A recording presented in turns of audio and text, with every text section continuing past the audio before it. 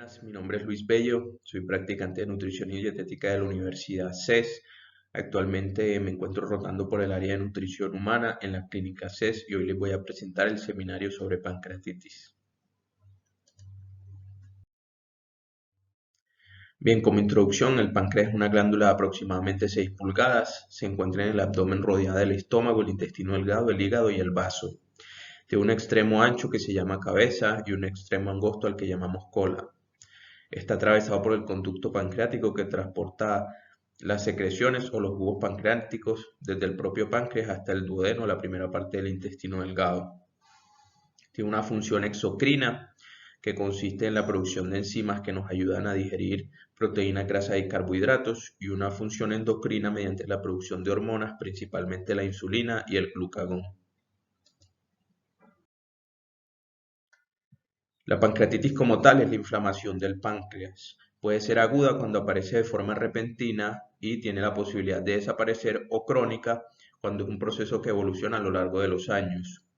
La pancreatitis repercute en la morbilidad y mortalidad de los pacientes, principalmente cuando se asocia a complicaciones como necrosis o infección.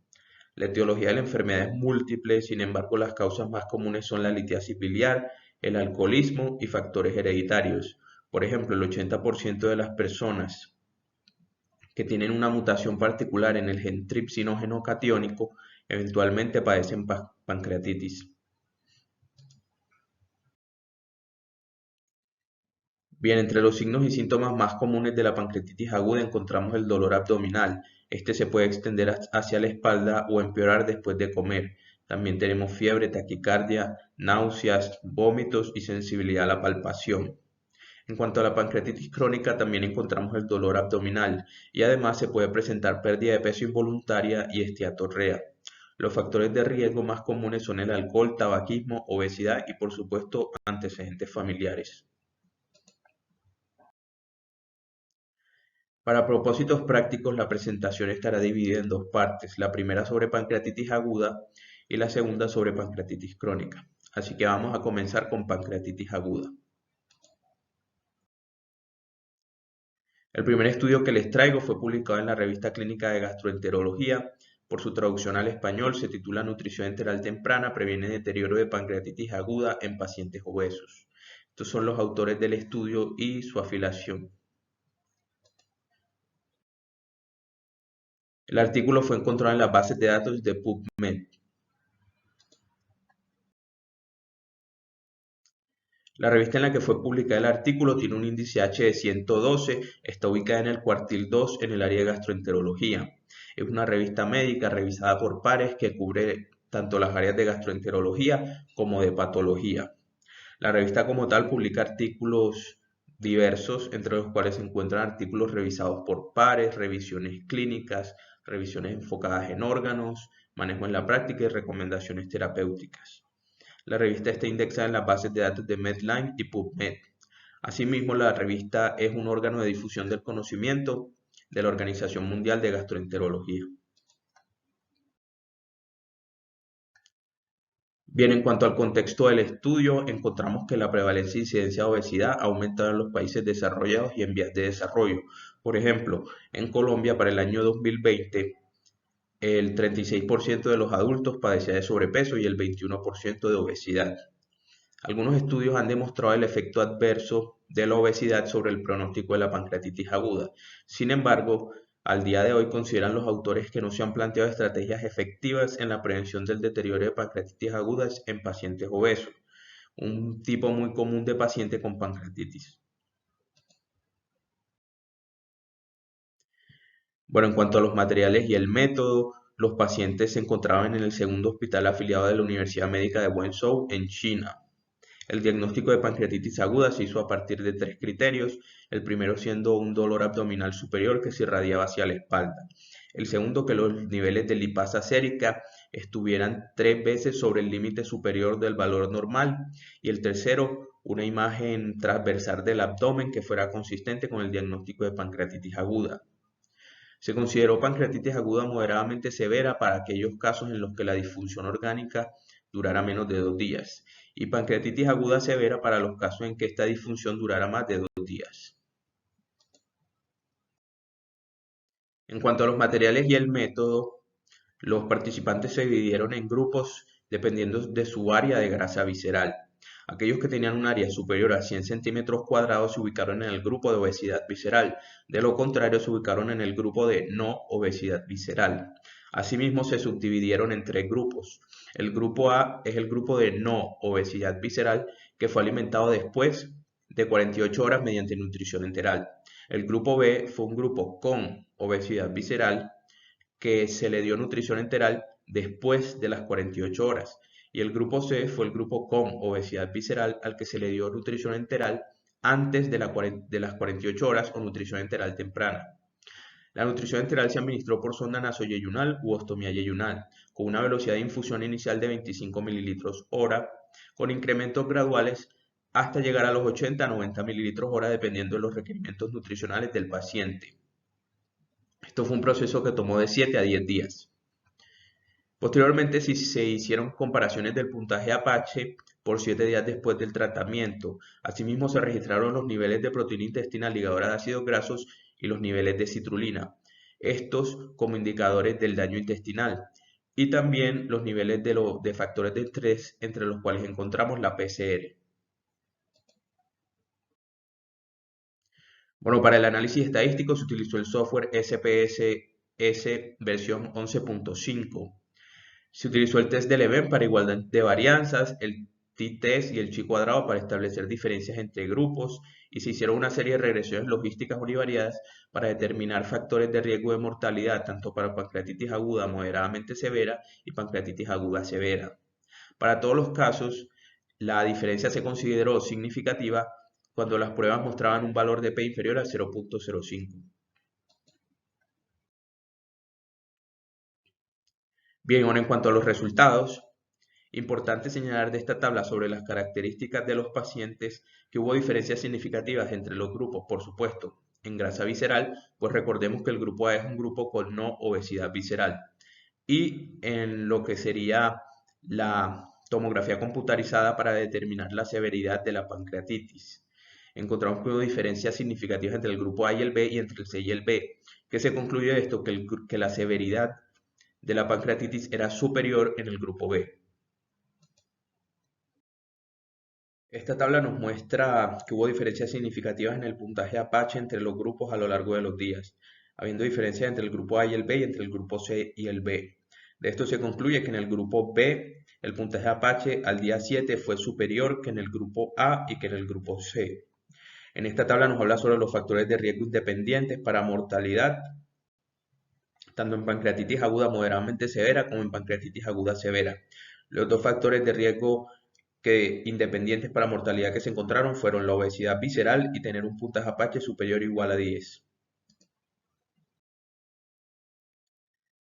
Bien importante resaltar de esta tabla sobre los resultados clínicos en los tres grupos, que hubo diferencias significativas en la estancia hospitalaria entre el grupo A y el B y entre el grupo C y el B.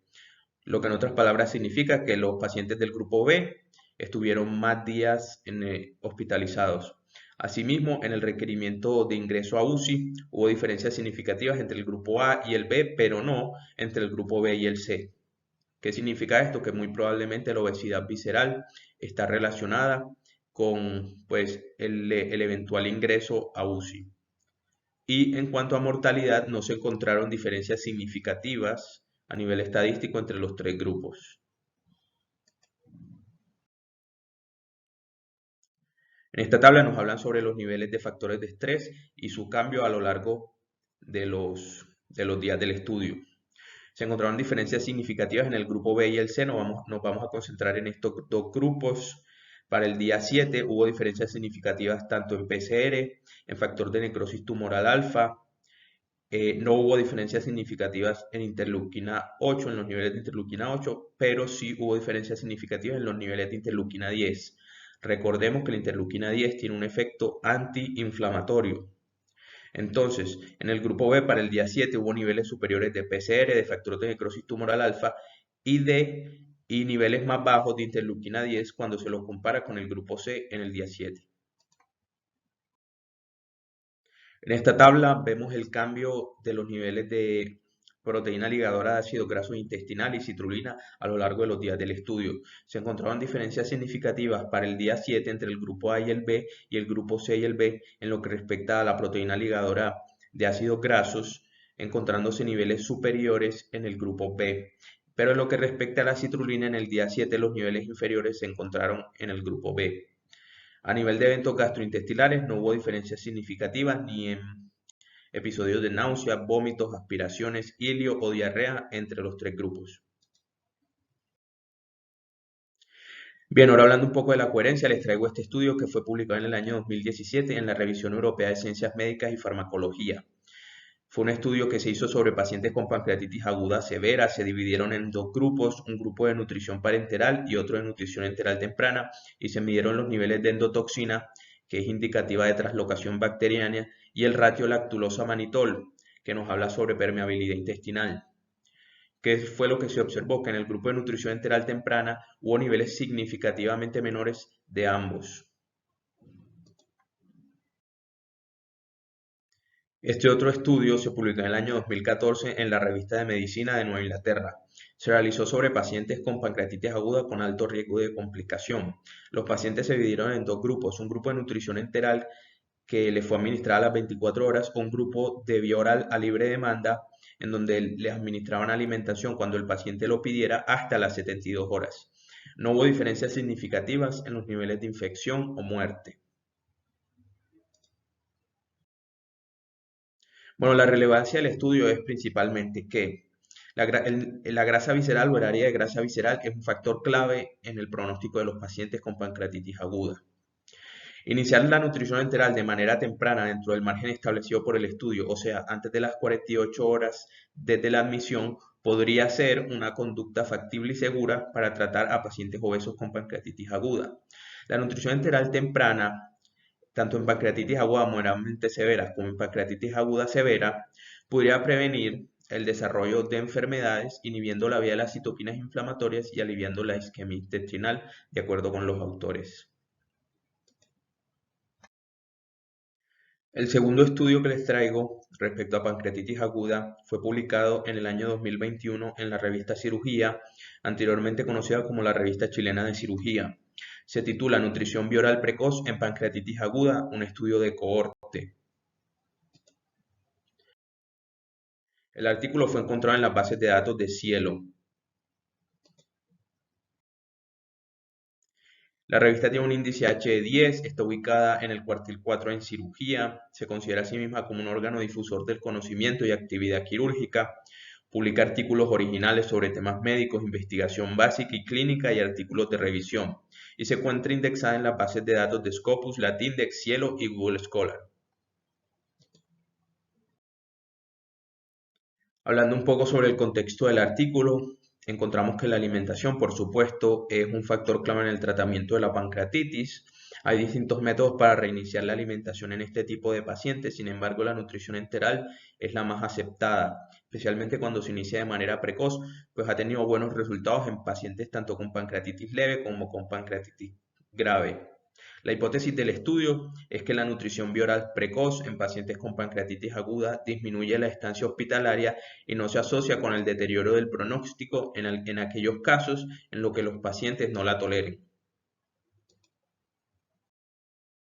En cuanto a materiales y métodos, es un estudio de cohorte prospectivo. La población fueron pacientes con pancreatitis aguda hospitalizados en el Hospital Dr. Hernán Enríquez Aravena en la ciudad de Temuco, en Chile. El factor de exclusión fueron pacientes con ventilación mecánica, con hilio u obstrucción intestinal por claras razones. Bien, en cuanto a la metodología, los pacientes se diagnosticaron con pancreatitis aguda a partir de los niveles de amilasa o lipasa. Estos deben estar 3 veces sobre el límite superior del valor normal. Para que los pacientes ingresaran a la alimentación bioral precoz, no debían presentar dolor abdominal, náuseas ni vómitos. Y los niveles de amilasa y lipasa debían haber disminuido al menos en un 50% del valor inicial a partir del cual se les diagnosticó pancreatitis. Posteriormente eran introducidos a la vía oral precoz, iniciando con un régimen hídrico, lo que nosotros llamaríamos líquidos claros. Posteriormente avanzaban a una dieta líquida completa y después a una dieta liviana, lo que nosotros llamaríamos una dieta blanda. Los pacientes tenían 48 horas para tolerar el avance de un tipo de dieta a otro. Si demoraba más de 48 horas por no tolerancia, se consideraba que la vía oral precoz había fracasado. Bien, en cuanto al análisis estadístico, se utilizó estadística descriptiva con medidas de tendencia central y dispersión. Se utilizó el test exacto de Fisher para las variables dicotómicas y el t-test y chi-cuadrado para las variables continuas. La base de datos fue confeccionada en Excel y se utilizó el programa Stata 12.0 para el análisis de los datos. Bueno, en cuanto a resultados, 65 pacientes en total, femeninos, hubo una mayoría femenina con el 69.2% y la edad promedio fue de 49.1 años. Los pacientes con pancreatitis aguda grave fueron 32, o sea, el 49.3%. La estancia promedio fue de 13.8 días y no hubo necesidad de ingresar a los pacientes a la unidad de paciente crítico. El protocolo de vía oral precoz tuvo una tolerancia exitosa en 59 pacientes, o sea, el 90.8%, y 6 pacientes no lo toleraron, que equivale al 9.2%. El tiempo promedio en los pacientes que toleraron de manera exitosa, digamos, en avanzar desde el régimen hídrico hasta el liviano, fue de 3.8 días, mientras que los que no toleraron avanzaron del régimen hídrico hasta el liviano en 11.3 días. Esta tabla nos muestra que hubo reactivación de la pancreatitis aguda en un paciente perteneciente al grupo que toleró la vía oral precoz. No hubo diferencias significativas en el score de Apache 2 y en los niveles de PCR, ni al ingreso ni a las 48 horas entre ambos grupos. Entre los pacientes con pancreatitis aguda grave, 30 de ellos toleraron la vía oral precoz y 2 de ellos no la toleraron. Y hubo diferencias significativas entre ambos grupos en estancia hospitalaria. Si vemos aquí, en el grupo que toleró la vía oral precoz, la estancia fue en promedio de 13.36 días, mientras que en el que no la toleró fue de 19 días. Bien, en cuanto a coherencia, tenemos este estudio que fue publicado en la revista Pediatría en el año 2017. Se hizo sobre pacientes hospitalizados de 2 a 21 años con pancreatitis aguda moderada. Se dividieron en grupos. El primero de nutrición dirigida por el paciente, con una media de comienzo de nutrición a las 14 horas y de nutrición dirigida por el equipo de tratamiento con una media de inicio de la nutrición bioral a las 32 horas. ¿Qué se concluye en este estudio? Que la vía oral temprana fue bien tolerada en pacientes con pancreatitis aguda moderada sin obvias complicaciones. También tenemos este estudio que fue publicado en la revista de Nutrición Clínica en el año 2007. Este estudio se hizo en 60 pacientes con diagnóstico de pancreatitis aguda moderada. Se dividieron en 2 grupos, un grupo de ayuno y un grupo de vía oral inmediata. Lo que se observó fue que la estancia hospitalaria en el grupo de vía oral inmediata fue en promedio de 4 días, mientras que en el grupo de ayuno fue en promedio de 6 días, o sea que hubo una diferencia significativa. En cuanto a relevancia, básicamente es que la nutrición bioral precoz puede ser una alternativa para reiniciar la alimentación en pacientes tanto con pancreatitis aguda leve como con pancreatitis aguda grave.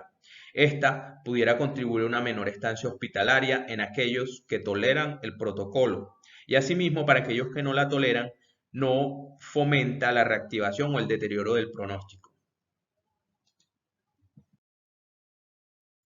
Bien, ahora vamos a avanzar a la segunda parte del seminario sobre pancreatitis crónica. El primer artículo científico que les traigo fue publicado en la Revista Europea de Gastroenterología. Se titula por su traducción al español como Déficits micronutricionales en pacientes con pancreatitis crónica, prevalencia, factores de riesgo y limitaciones. El artículo se encontró en las bases de datos de PubMed. En cuanto a la revista, tiene un índice H de 102 y está ubicada en el cuartil 2 en el área de gastroenterología. Presenta evidencia clínica y científica de alta calidad, contribuyendo al avance de las áreas de gastroenterología y hepatología. Publica principalmente reseñas, artículos originales, artículos cortos, informes de casos y cartas al editor. Está indexada en las bases de datos de Medline y PubMed. En cuanto al contexto del artículo, consecuencia de la pancreatitis crónica se da la insuficiencia pancreática exocrina y la diabetes mellitus. La insuficiencia pancreática exocrina se define como la producción insuficiente de enzimas pancreáticas que conducen a una mala digestión de macronutrientes y a deficiencias de micronutrientes. Esto como consecuencia puede traer malnutrición y enfermedades asociadas como la sarcopenia, osteopatías y el deterioro inmunitario. Bien, en cuanto a materiales y métodos, tenemos que es un estudio de cohorte transversal de pacientes ubicados en el Hospital Universitario de Aalborg, en Dinamarca. Los pacientes tenían edades entre los 18 y los 75 años y estaban diagnosticados con pancreatitis crónica. Se evaluaron las características demográficas y de la enfermedad, la función exocrina y el estatus de reemplazo enzimático. Se dividieron los pacientes en tres grupos, en un grupo con una función exocrina normal, en un grupo con insuficiencia pancreática exocrina y en un grupo con insuficiencia pancreática exocrina que se encontraba en terapia de reemplazo enzimático. También se evaluaron por hábitos de alcohol y cigarrillo. Bien, la evaluación nutricional se hizo mediante la medición de los niveles séricos de albúmina y vitaminas liposolubles y los elementos traza calcio, magnesio y zinc. Se utilizó impedancia bioeléctrica, el ángulo de fase y el índice de masa muscular. Asimismo, se evaluó la fuerza de agarre, la prueba levanta y anda y se utilizó el índice de masa muscular para hacer determinación de la sarcopenia. El análisis estadístico se utilizó el test de Fisher para encontrar asociación entre las deficiencias micronutricionales, los pacientes y los factores de riesgo. Se encontró colinealidad entre las deficiencias micronutricionales y factores de riesgo, por lo cual no se hizo análisis multivariado entre estas variables.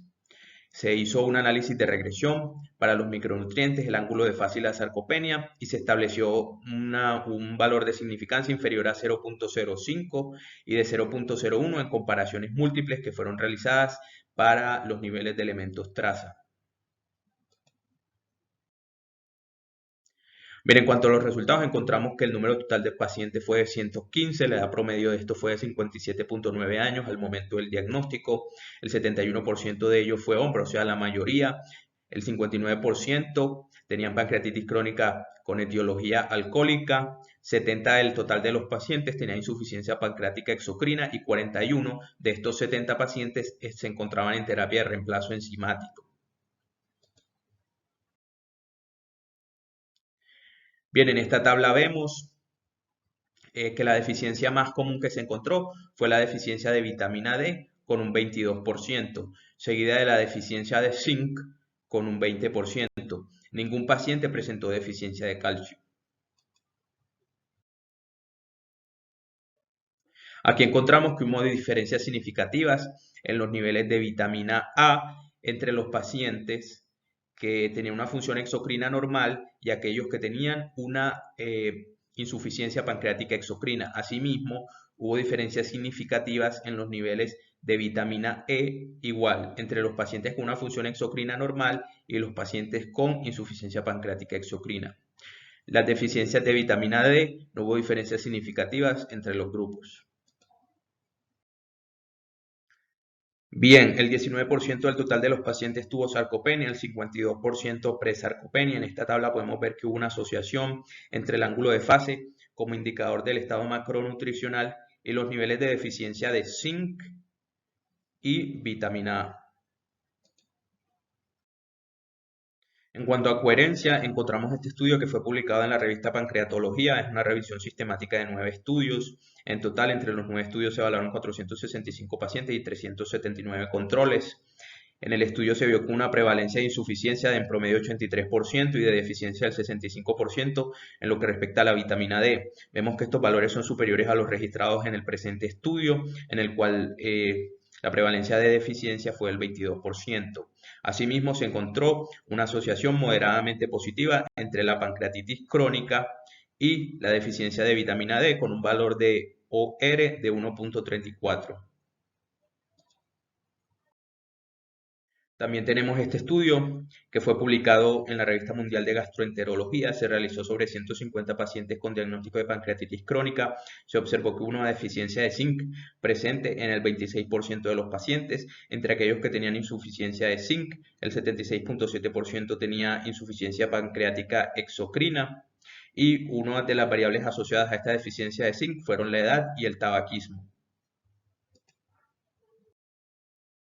En cuanto a relevancia, tenemos que los pacientes con pancreatitis crónica, particularmente aquellos con insuficiencia pancreática exocrina, tienen un alto riesgo de desarrollar deficiencias, tanto macronutricionales como micronutricionales por malabsorción.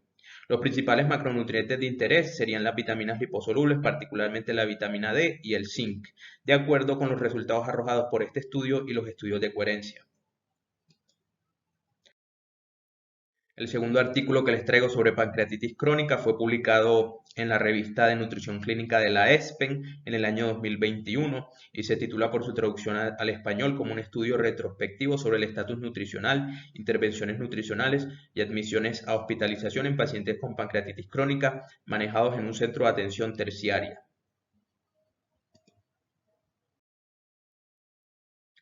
El artículo fue encontrado en las bases de datos del Elsevier. En cuanto al impacto y calidad de la revista, tenemos que esta tiene un índice H de 17, es una revista muy nueva que inició publicación en el año 2016, pero está ubicada en el cuartil 2 en el área de nutrición y dietética. Es una revista electrónica y publicación oficial de la Sociedad Europea de Nutrición Clínica y Metabolismo, ESPEM. Publica artículos sobre la relación entre la nutrición y la enfermedad en el contexto de la ciencia básica y práctica clínica y se encuentra indexada en las bases de datos de Science Direct. Bien, en cuanto al contexto del artículo, tenemos que después del diagnóstico de la pancreatitis crónica, la prevalencia de bajo peso en estos pacientes se duplica. Esto porque hay una reducción de masa libre de grasa, circunferencia muscular del brazo y fuerza de agarre, según lo mencionan algunos estudios. La causa de esto es multifactorial, sin embargo, los pacientes, como vimos en el estudio anterior, que tienen insuficiencia pancreática exocrina, se encuentran en un riesgo mayor de presentar bajo peso. Este estudio se buscó caracterizar el estado nutricional mediante el peso, el IMC, el porcentaje de pérdida de peso y los cambios que hubo con la intervención nutricional.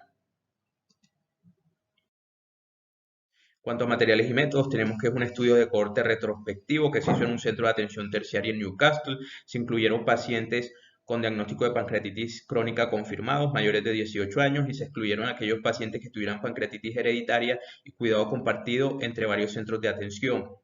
Se hizo recolección de datos sociodemográficos y se indicó si los pacientes tenían insuficiencia pancreática exocrina y se encontraban actualmente en terapia de reemplazo enzimático. Los datos antropométricos y su seguimiento se obtuvieron a partir de los registros médicos. Las intervenciones nutricionales realizadas sobre estos pacientes se dividieron en intervenciones de modificación dietaria, de suplementación, de nutrición enteral, de nutrición parenteral o aquellos pacientes que no fueron intervenidos por nutrición. La participación del dietista se confirmó a partir de documentos, notas clínicas y registros electrónicos. En cuanto al análisis estadístico, se utilizó estadística descriptiva, se utilizó ANOVA para determinar los cambios en el peso y en el IMC y las diferencias entre aquellos que recibieron intervención nutricional y los que no. Para el análisis de la correlación se utilizó la R de Pearson para datos paramétricos y el Rho de Spearman para no paramétricos. Se estableció un valor de significancia inferior a 0.05 y se utilizó el software SPSS versión 23.0. Bien, en cuanto a resultados, podemos observar en esta tabla que la mitad de los pacientes fueron vistos por dietistas, o sea, el 23 de los 46 pacientes. Y la principal etiología de la enfermedad fue el alcoholismo para ambos casos. En los pacientes vistos por dietistas con un 65.2% y en los no vistos por dietistas con 47.8%. En esta figura podemos ver la evolución del peso desde la línea base que corresponde al peso al momento del diagnóstico de la pancreatitis crónica hasta la última revisión. Lo que podemos ver es un marcado descenso en el peso desde el momento del diagnóstico hasta la primera revisión y después una estabilización en el peso. El 84% de los participantes perdieron peso, lo que se evidencia en esta figura, también se puede observar en esta tabla, reconociendo que hubo un aumento en el número de pacientes con bajo peso desde el diagnóstico hasta la primera revisión y asimismo hubo un descenso en el número de pacientes con sobrepeso desde el diagnóstico hasta la primera revisión. Bien, en cuanto a resultados, encontramos que una diferencia significativa en la trayectoria del peso. Aquí podemos ver la línea negra corresponde a la trayectoria del peso en los pacientes que no fueron remitidos a nutrición y la línea punteada en los pacientes que fueron remitidos a nutrición. Que se observa que en los pacientes no remitidos a nutrición tuvieron un peso línea base superior. ¿Qué piensan los autores? Que, por supuesto, los pacientes remitidos a nutrición fueron aquellos pacientes con mayor riesgo de desnutrición o de presentar bajo peso. De ahí la diferencia en el peso línea base. Lo que vemos en los pacientes no remitidos a nutrición es que tienen un descenso paulatino pero constante en el peso, desde el diagnóstico hasta la última revisión. Mientras que los pacientes remitidos a nutrición presentan un descenso drástico en el peso y luego una estabilización e inclusive aumento en el peso de la primera hasta la última revisión. En cuanto a coherencia, tenemos este estudio que fue publicado en la revista Clínica de Gastroenterología y Hepatología en el año 2008. Se hizo en 60 pacientes malnutridos con pancreatitis crónica, se dividieron en dos grupos, un grupo de suplementación y un grupo de asesoría nutricional. El IMC incrementó en ambos grupos, en ambos se vio un valor P de 0.01 para la diferencia entre el IMC inicial y el IMC al finalizar el estudio. Asimismo, se vieron valores de aumento similares en lo que corresponde al pliegue de tríceps, a la ingesta de alimentos, a la grasa fecal y al índice de dolor. También tenemos este estudio que fue publicado en el año 2017 en la revista Nutrición. Se hizo en 166 pacientes ambulatorios con pancreatitis crónica y 160 controles. Los pacientes con pancreatitis crónica se observó que tenían un IMC menor comparado con los controles, por supuesto. El 26% de los pacientes con pancreatitis crónica tenían bajo peso y se encontró que la funcionalidad pancreática, el alcoholismo y el dolor se asociaban de manera independiente con el bajo IMC. ¿Cuál es la relevancia de este artículo? Que la atención nutricional es de principal importancia en pacientes con pancreatitis crónica, en general en todos los pacientes, pero principalmente en aquellos que al momento del diagnóstico tengan bajo peso. Asimismo, lo que se ha visto a partir de los estudios de coherencia es que se puede complementar la asesoría nutricional con la suplementación para así tener mejores resultados en la conservación e inclusive aumento del peso en los pacientes malnutridos con pancreatitis crónica. Estas son las referencias de todo el seminario. Muchas gracias por atender. Espero que haya sido de su agrado y sobre todo de utilidad.